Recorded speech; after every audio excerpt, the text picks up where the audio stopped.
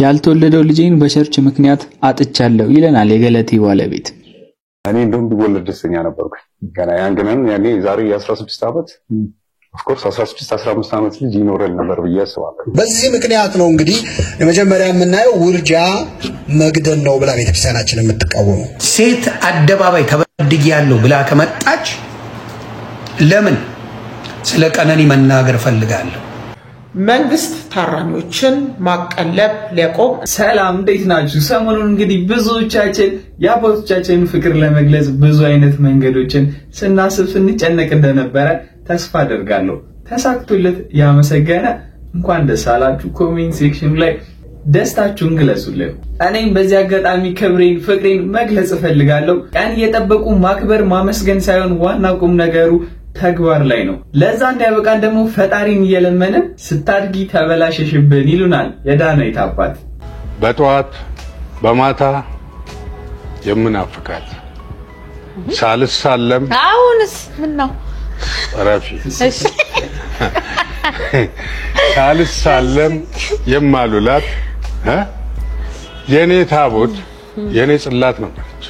የመጀመሪያ አዲስ አበባ አብሬያት ካለሁ ቤትም ቦታ አብሬያት ካለሁ አብሬያት እያለሁ ልክ እንደዘፈኑ የምትናፍቀኝ ፊልድ ሴት በመናቤ ተሸክሚያት ምሄድ ስተኛ የማትለየኝ ሁለንተና ነበረች።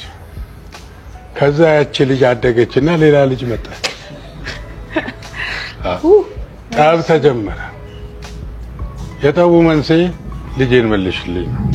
ያችን መልአክ የነበረች ልጅ መልሽልኝ። ጎረምሳ ሰውን ነው ሆርሞኖቹ ሁሉ መፍለቅለቅ ሲጀምሩ አሁን ትልቅ ችግር ተፈጠረ።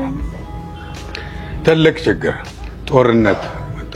አንዱ እንግዲህ ነገር ሰው የአንድ ልጅ አባት ሆኖ እሷው ስትጠፋበት እጁን አጣጥፎ የሚመለከት አባት አይደል? በኔ እንደገና እኮ ያንል ጠፍቼ ነበር እንዴ ምን ቀረሽ? ምንድነው የቀረሽ?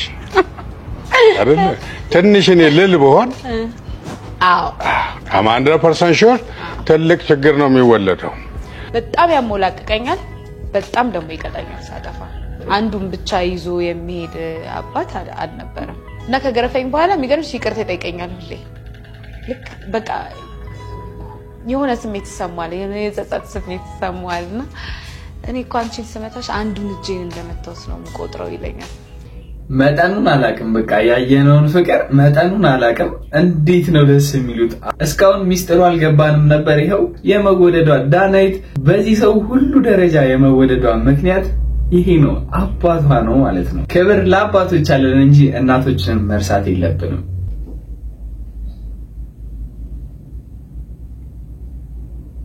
ብሌን ተመልከች እንዴት እንዳማረብኝ። የወንድሜ ልብስ ለብስ እንዴት ደስ እንደሚለኝ።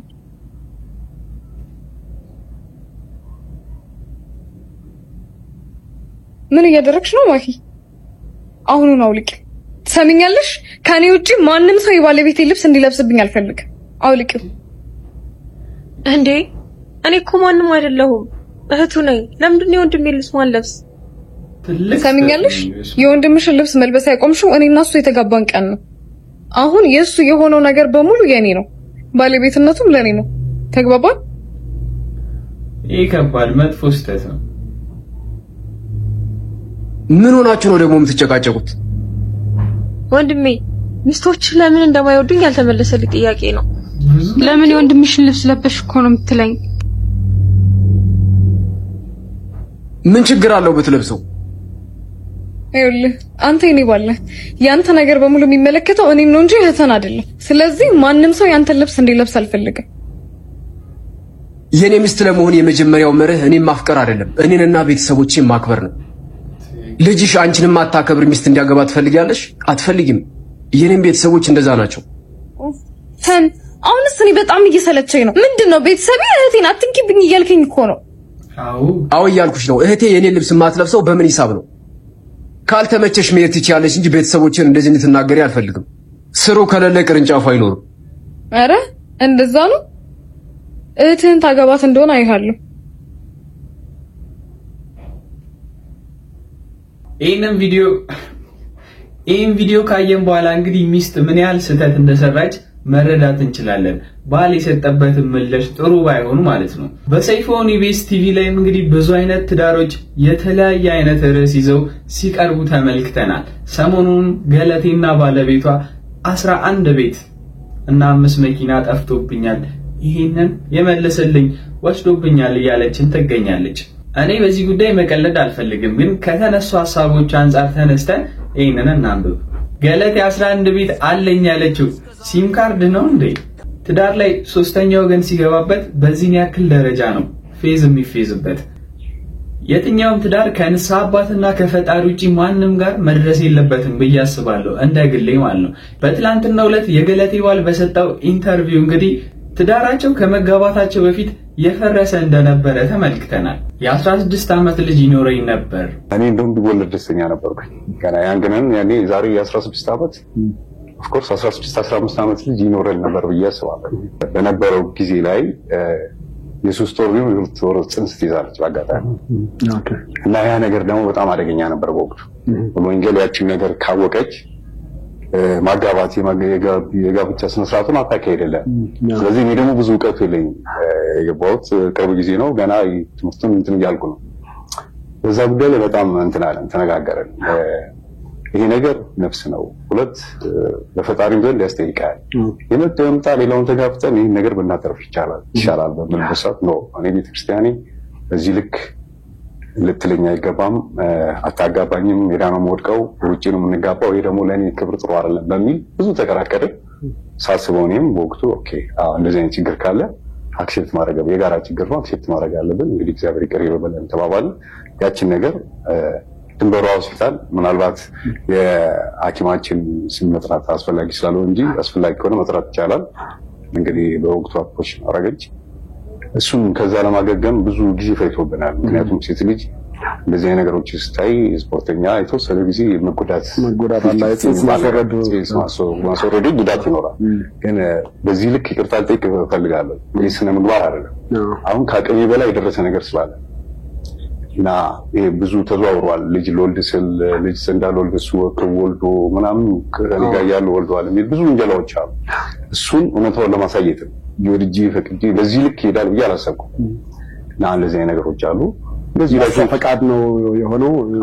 መውለድ የለብንም ምክንያቱም ቤተክርስቲያኒቱ ህጓ ስለሚከለክል አቦርት ማድረግ አለብን ተብሎ አፖርሽን የተደረገው። ምክንያቱም ህጉም ልክ ነው፣ እውነት ነው። ይሄን ነገር ብናሳውቅ ኖሮ ያችን ስነ ስርዓት አያካሂዱ መጠየቅም ይቻላል። ህጋቸው እንደሰማነው ወይም እንደተመለከትነው በሚያምኑት እምነት ወይም በራሳቸው የግንዛቤ እጥረት ምክንያት ልጃቸውን አጥተዋል። ይሄም የተፈጠረው ከጋብቻ በፊት ከ16 ዓመት በፊት ማለት ነው። በሚገርሙና በሚያሳዝኑ ሁኔታዎች ደግሞ ለኛም ትምህርት ይሆናል ብዬ ስላሰብኩኝ ነው። እስኪ በመጀመሪያ አንድ ጥያቄ ልጠይቃችሁ። ከትዳር በፊት ልጅ ከመጣ በቤተክርስቲያን መጋባት ይሻላችኋል ውርጃ ከሄዳችሁ ወይስ ልጁን ይዛችሁ በኖርማል ጋብቻ መጋባት ይሻላችኋል?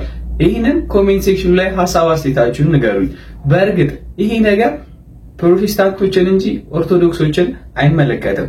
ምክንያቱም ኦርቶዶክስ ቤተክርስቲያን በፍጹም በጭራሽ ውርጃን አትፈቅድም። መምህር ሁለት ጓደኛሞች በእጮኝነት እያሉ ከጋብቻ በፊት ድገት ገጥሟቸው ብጸንስ ቆርበው መጋባት ይችላሉ? መልካም አጭር መልሱ ይቻላል ነው። ግን እንዴት ይቻላል ነው? እንዴት ነው ይቻላል? እጮኛሞች ክርስቲያኖች ናቸው፣ ትዳር የተፈቀደ ነው። ኮራውሶ በኩለሄ ነው የሚለው ቅዱስ ጳውሎስ። ትዳር ጋብቻ መልካም ነው፣ በእግዚአብሔር ዘንድ የተፈቀደ፣ እግዚአብሔር የፈጠረን፣ እግዚአብሔር የሰራን ያበጃጀን ፍጥረታት ነንና ጋብቻ እውነት ነው በሥርዓተ ቤተክርስቲያን የተፈቀደ ነው። ግን ቅድመ ሁኔታዎች አሉት። የእጮኝነት ጊዜ የሚባል አለ። 3 ዓመት እንደፍታ ንግስት 3 ዓመት ተብሎ የተቀመጣል። ከዚያም ሊያንስም ከዚያም ሊበልጥም የሚችልበት አጋጣሚ ይኖራል። ይሄ ግን የእጮኝነት ዘመን የመተጫጨት ዘመን ነው። መተጫጨት እጮኝነት ዘመን ማለት በሃይማኖት መመሳሰላቸውን፣ በስነ ምግባር መቻቻላቸውን፣ በትዳር ህይወት ትሆነኛለህ የሚባባለውን የሚገማገሙበት ዘመድ አለመሆናቸውን የሚያውቁበት የሚያጣሩበት እሱ ዘመን ማለት ነው። ስለዚህ በዚህ መልኩ በዚህ እያሉ ግን ድቀት ያገኛቸዋል። ሰው ከመሆኑ ጋር ተያይዞ ወጣትነት ጊዜም ይዞት ድቀት ሊገጥማቸው ይችላል። ይሄ ማለት ይሳሳታሉ፣ ዝሙት ይፈጽማሉ፣ ጽንስ ይፈጠራል። እና በዚህ ሰዓት ምንድነው የሚሆነው ከተባለ ንስሐ ይገባሉ። ለሰሩት ኃጢያት ንስሐ ይገባሉ። ድቀት አግኝተናል ዝሙት ፈጽመናል ብለው ድቀት የገጠማቸውን ኃጢያት ለመመረንሳቸው እናዘዛሉ ከዚያ በኋላ ቀኖናቸውን ሲፈጽሙ ቆርበው በቁርባን በጸሎተ ማዕሰባን ቆርበው መጋባት ይችላሉ ከዚያ በፊት ግን እጮኛሞች እንጂ ባልና ሚስትም አይደሉም ያኛው የተጸነሰውም እንኳን ከመጋባታቸው በፊት ቢወለድ የባለ ትዳር ልጅ አይደለም የሚባለው ስለዚህ በዚህ መልኩ ቆርበው መጋባት ይችላሉ አሁንም እንደሰማነውና አባታችን እንዳስረዱን በቁርባን ማግባት ይቻላል ተክሊል ግን ካለን ድንግልና ስለሚፈለግ እንከለከላለን ጽንስ ማስወረድ በቤተ ክርስቲያንም ሆነ በመጽሐፍ ቅዱስ ሲታይ ውርጃ ሰው መግደል ነው ጽንስ በተፈጠረ ጊዜ መጀመሪያው ቅጽበት ላይ ስጋም ነፍስም ይኖረዋል ቅዱስ ጎርጎርዮስ ዘኑሲስ ነፍስና ስጋ አይቀዳደሙም ይላል ቅድም የነገርኳችሁ ጥቅስ ደግሞ ያልተሰራ አካሌን በሉስኪ ያልተሰራ አካሌ አይኖችህ አዩ ምንን ያልተሰራ አካሌ ማን ነው እንደሚለው ዳዊት ነው ያልተሰራ አካሌን ሲል አካሌ ያለው ያለው ምኑን ነው ስጋውን አይደለ ያልተሰራ እጄን እግሬን ማለቱ ነው አካሌ የሚለው ስጋውን ከሆነ አልተሰራም ገና ስጋዬ እኔ ማን ነኝ ታዲያ ነፍስን ወክሎ ነው ዳዊት እየተናገረ ያለው ገና ጽንሱ ሲፈጠር ነፍስ አለው ግን አካል የለውም ስጋ የለውም በደንብ አልተሰራለት ያልተሰራ አካሌን ሲል እሱ በነፍስ መደብ ሆኖ ነው ራሱን የተናገረው ስለዚህ ልክ ሲጸነስ ስጋም ነፍስም ይኖረዋል ይህ በጣም ለምስጢረ ስጋዌ ደግሞ በጣም አስፈላጊ ነው ክርስቶስ ሰው ሆነ ቃል ስጋ ሆነ በእኛም ማደረ ምንለው ልክ በመቤታችን ማህፀን ምን ሲል ነው ሲጸነስ ነው አምላክ ሰው ሆነ ሰውም አምላክ ሆነ ለማለት ምንችለው ልክ ሲጸነስ ነው አምላክ ሰው ሆነ ለማለት ደግሞ ስጋም ነፍስም ያስፈልጋሉ ከመለኮት ጋር ለመዋሃድ ከመጀመሪያቱ ቅጽበት ጀምሮ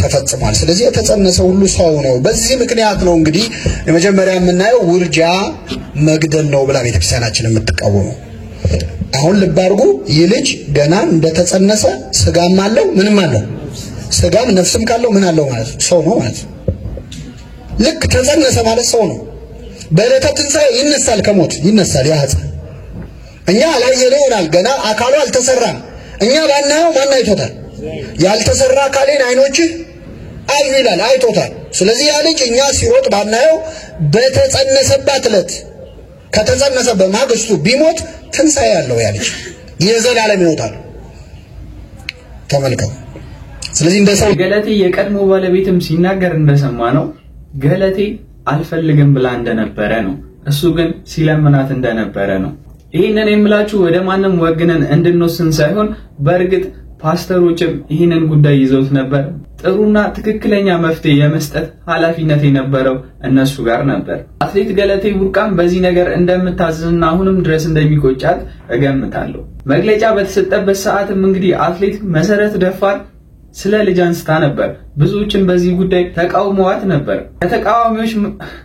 ከተቃዋሚዎች መካከልም የገለቴ ቡርቃ የቀድሞ ባለቤት አትሌት መሰረት ደፋር የኛን ቤት አይቶ አታውቅም መግለጫ ለመስጠት ብቻ ነው የወጣችው ይለናል አትሌት መሰረት ማቀራትና በጣም በቅርብ ትሬኒንግ ላይ የሚያግዙን አይዟችሁ ምንባባል አብረን ምናምን ጠጣ ቴዲም እንደምታውቀው ባለቤቷ የከተማ ልጅ በደንብ እንግባባ በዚህ ልክ በስራችን መሃል እንግባባ ችግር ሲኖር የምንገናኝ ሰዎች ነን እንጂ አሁን ይቅርታዬን በመናገሬ መሰረት ደፋር አሁን በእኛም ቤት አይቶ አታውቅም ምክንያቱም ስራቸው የአትሌት ስራ በጣም ቢዚ ነው ወይ ስትወልድ ወይ ደግሞ የሆነ ድግስ ሲኖር ወይ ደግሞ ሀዘን ሲኖር ሆነ ነገር ነው መተህ እንጂ እንደቀን እንደማንኛውም ሰው አትጠያይቅ እኛ እንደውም መጀመሪያ ልጅ ስትወልድ ይሄን ጠይቀናታል የሷን ቤት ቢያንስ እንኳን እኛ እናውቃለን ዲቴል ስለኛ ህይወት ውስጥ ያለው ነገር ሳታውቅ ወይም ደግሞ በ7 ዓመት ሙሉ ባለው ችግር ላይ ተሰብስበው መዝጆች እንደው ለኔ ሳይድ እንኳን የሆነ ነገር ባይፈጠር ለአንድ እንደው እሱ በደለ ወይ እሷ በደለች እንኳን ተብሎ ሳይቆ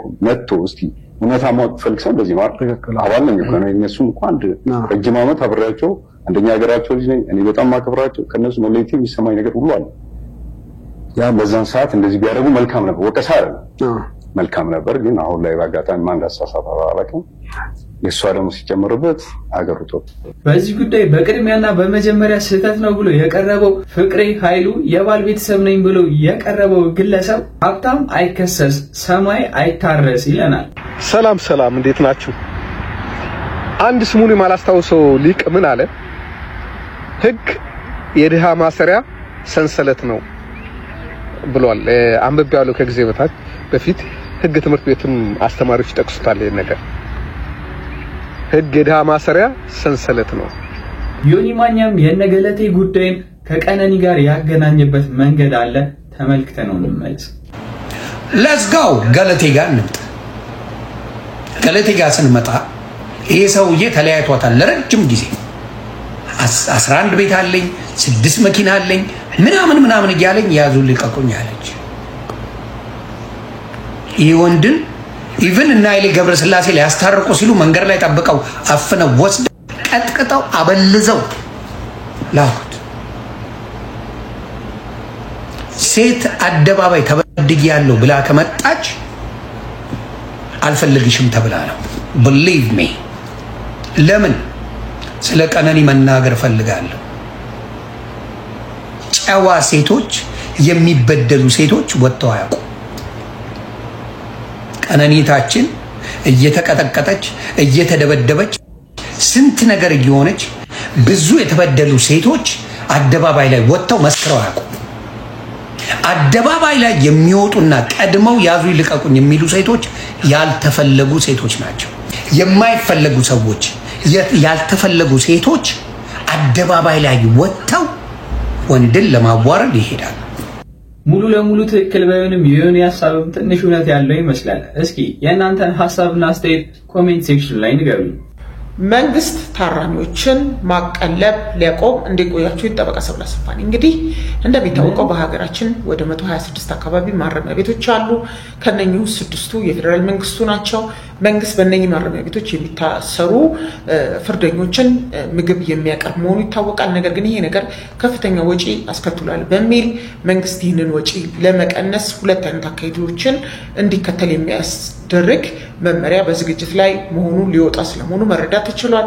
በዚህ መመሪያ መሰረት አንደኛ ቀላል ናቸው የሚባሉ ወንጀሎችን አስመልክቶ እስር የቅጣት መንገድ እንዳይሆን በህብረተሰብን ማገልገልና በሌላ መንገድ እንዲቀጡ ለማድረግ፣ ሁለተኛ የግድ መታሰር አለባቸው የተባለውን አስመልክቶ መንግስት መመገቡን አቁሞ ቤተሰቦች ቀለብ እያመላለሱ እንዲቀልቡ የሚል ነው። ይሄ ነገር ሁሉም ታራሚ ቤተሰቡ በሚኖርበት አካባቢ ነው ወይ የሚኖረው? ሁሉም ቤተሰብ ሳለው ወይ? ከዛም በተጨማሪ ይሄንን ነገር ማድረግ ማህበረሰቡ ላይ ማለት ምግቡን ብቻ ማቅረብ ሳይሆን መመላለስን የሚጠይቅ በመሆኑ ከፍተኛ ጫና አይጥልም ወይ? ይህንን ኃላፊነት ወደ ማህበረሰቡ ማስተላለፍ የሚለው አነጋጋሪ ነው። አንድ ሌሊት ባደረን ቁጥር ትላልቅ መርዶችን እየሰማን እንገኛለን። እንግዲህ ተናስተን እንደምናመሻችሁ የተከበራችሁ ህዝበ እስራኤል፣ እንደሚታወቀው እንግዲህ ሀገራችን እስራኤል ከኢራን ጋር ጦርነት ላይ ነው ያለችው። በነገው ዕለት የወጣ መመሪያ ማንኛውም የትምህርት አይነቶች አይሰጥም፣ ትምህርት ቤቶች ዝግ ናቸው፣ የሥራ ቦታም የነፍስ ወከፍ ካልሆነ ኦኬ ጋይስ፣ እኔ ለብሽቅ አይደለም ይሄን ቪዲዮ እየሰራ ያለሁት፣ ግን በመካከለኛው ምስራቅ በሚደረገው ጦርነት ኢትዮጵያኖች ፓርቲሲፔት የሚያደርጉበት ነገር ያው ብዙዎች ግልጽ አይሆንላቸው። ኢትዮጵያ የውስጥ ሰላም አጣ ወይም ደግሞ የእርስ በርስ ጦርነት ውስጥ ተቀምጣ በመካከለኛው ምስራቅ በሚካሄደው ጦርነት አንደኛው በአንደኛው ወገን ሌላኛው በሌላኛው ወገን ሆኖ ያዘው ልቀቀው የሚሉ ሁኔታዎችን እናያለን። ያ ማለት ለምሳሌ ሙስሊም ኮሚኒቲ ከኢራን ወይም ደግሞ ከፓለስታይን ጎን ሆኖ እስራኤል እንድትጠፋ ወይም ደግሞ እስራኤል እንድትወድም ድጋፍ ሲያሳይ ምናምን ታያላችሁ። ለክርስቲያን ኮሚኒቲ ደግሞ ኢትዮጵያ ውስጥ ያለው የክርስቲያን ኮሚኒቲ ደግሞ ለእስራኤል ሲደግፍ ምናምን ታያላችሁ። ስለዚህ ሰዎች የሚመስላቸው የሃይማኖት ድጋፍ ነው ይመስላቸው። ያ ማለት ሙስሊም ኮሚኒቲው ለሙስሊም እያገዘ ክርስቲያን ኮሚኒቲዎች ደግሞ ለአይሁዶች እያገዙ ምናምን ነው ይመስላችሁ። ግን እሱ አይደለም። በዋናነት ለመሰላችሁ አሁን የኢትዮጵያ ክርስቲያን ኮሚኒቲ ለእስራኤል የሚያግዙበትን ዋነኛ ምክንያት ልንገራችሁ። ብዙ ምክንያቶች አሉ። የመጀመሪያ ምክንያት እንግዲህ የደም ትስስር ወይም ደግሞ የስጋ ዝምድና ስላለ ነው ከእስራኤሎች ጋር ማለት ነው። ለምን መሰላችሁ? ከዛሬ 3000 ዓመት በፊት ንግስት ሳባ ወደ እስራኤል ሄዳ ከንጉስ ሰለሞን ወልዳው የመጣችው ልጅ አለ ምኒልክ ቀዳማዊ ወይም ቀዳማዊ ምኒልክ ወይም ሚኒሊክ ዘ ፈርስት የሚባለው። እንግዲህ ከዛ ጊዜ ጀምሮ እስከ ኃይለ ሥላሴ ድረስ ኢትዮጵያን ሲያስተዳድር የነበረ አካል የሰለሞን ዘር ያለው ወይም ደግሞ the descent of ሰለሞን ነው ወይም ደግሞ የሰለሞን የዘር ሐረግ ያለው ማለት ነው። ዳት ሚንስ ኢትዮጵያኖች የእስራኤል ዝርያ ያለባቸው ማለት ነው። የሰለሞን የልጅ ልጆች ናቸው ማለት ነው። ስለዚህ በዛ ምክንያት የኢትዮጵያ ክርስቲያኖች ለእስራኤሎች ያገዛሉ ማለት ነው። ሁለተኛ ነገር ደግሞ ሙሴ ነው። የሙሴ ሚስት ሲጳራ ኢትዮጵያዊት ነች። ስለዚህ ሙሴ አይ ቲንክ 2 ወይም 3 ልጆች ወልዷል፣ 2 ይመስለኛል። እስራኤላውያኖች የነዛ የሙሴ ልጆች የልጅ ልጅ ናቸው ወይም ደግሞ የሲፓራ የልጅ ልጆች ናቸው ማለት ነው እስራኤላውያኖች።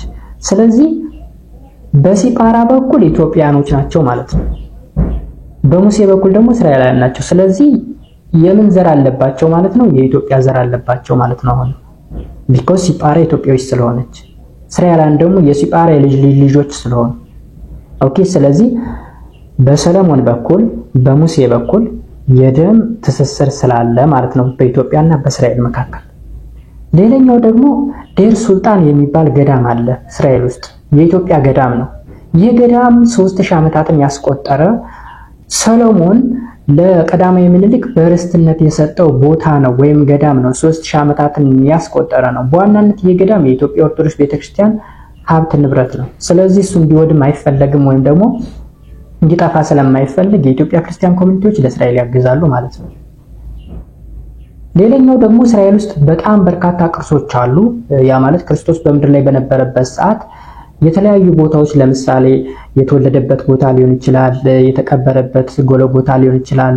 በርካታ ቦታዎች የሚጎበኙ ብዙ ቦታዎች አሉ። እነዛ ቦታዎች እንዲጠፉ ወይም ደግሞ እነዛ ቅርሶች እንዲጠፉ አይፈልግም ክርስቲያን ኮሚኒቲው ማለት ነው። እንዲሁም ሌላኛ ምክንያት ጨምራችሁ ቤተ እስራኤል የሚባሉ አሉ። ቤተ እስራኤል ማለት ኢትዮጵያ ውስጥ ይኖሩ የነበሩ የእስራኤል ዝርያ ያላቸው ሰዎች አሉ፣ በቅርብ ጊዜ ወደ እስራኤል ይሄዱ።